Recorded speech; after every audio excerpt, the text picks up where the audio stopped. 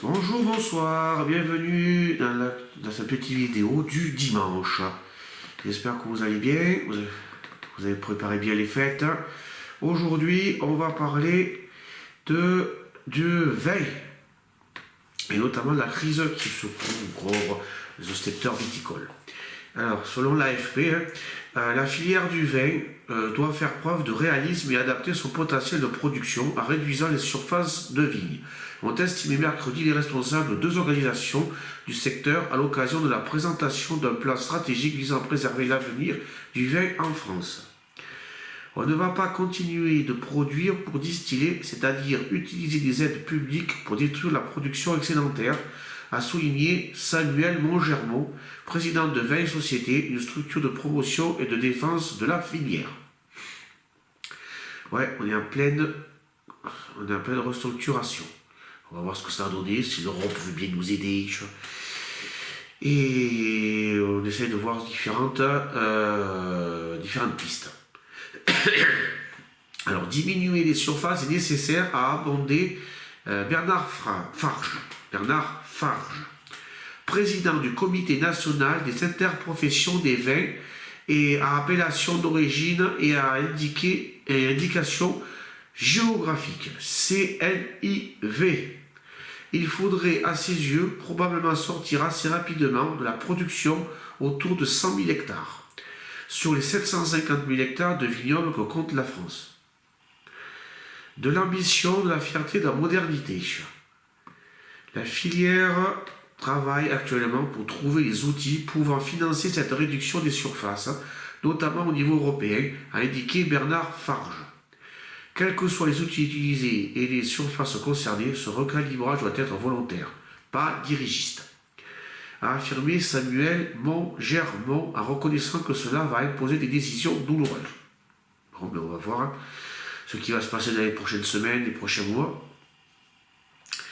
Les deux responsables détaillaient à la presse un plan stratégique visant à revitaliser la filière du vin, soutenu par 9 organisations professionnelles et dévoilé dans ses grandes lignes le 7 décembre dernier.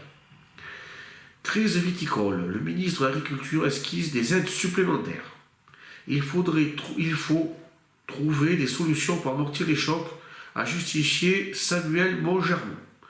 La consommation moyenne par habitant a d'une part chuté de 70% à 60 ans et pourrait encore baisser de 20% sur les 10 prochaines années, selon les estimations du CNIV. Les vignerons et négociants ont parallèlement fait face coup sur coup à plusieurs aléas, notamment des épisodes climatiques défavorables, le Covid et l'inflation. Bon, c'est peut-être une... oui. Ça n'a fait qu'amplifier ce qui existait déjà.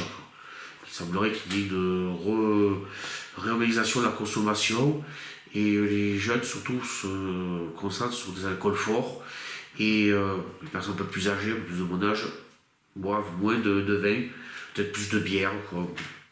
S'il y a des nouveaux de mode. Et il n'y a pas que le Covid et l'inflation aussi, la concurrence de pays comme l'Espagne ou l'Italie, la Chine qui rachète beaucoup de domaines, notamment dans le Bordelais, et notamment avec le changement climatique, l'Angleterre, même si à ce moment ne sait pas encore au top ce qu'ils font, produisent du vin aussi. Il y a des vignes qui commencent à être viables en Angleterre. Bon, il n'y a pas que les eaux de mer qui montent.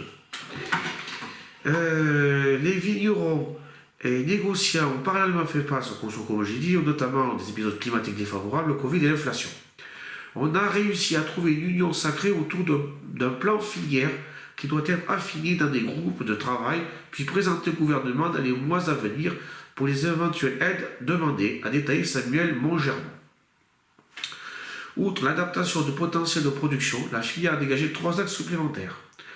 De l'ambition avec la redynamisation des exportations, de la modernité avec la nécessité de capter de nouveaux publics et de la fierté avec notamment la volonté de développer le tourisme et les activités autour du vin. Bon, il développe quelque chose qui existe déjà. C'est un article que j'ai trouvé sur la revue de vin qui a été fait avec l'AFP. Merci beaucoup. N'oubliez pas de rajouter un j'aime et à la semaine prochaine. Bonne soirée. Au revoir.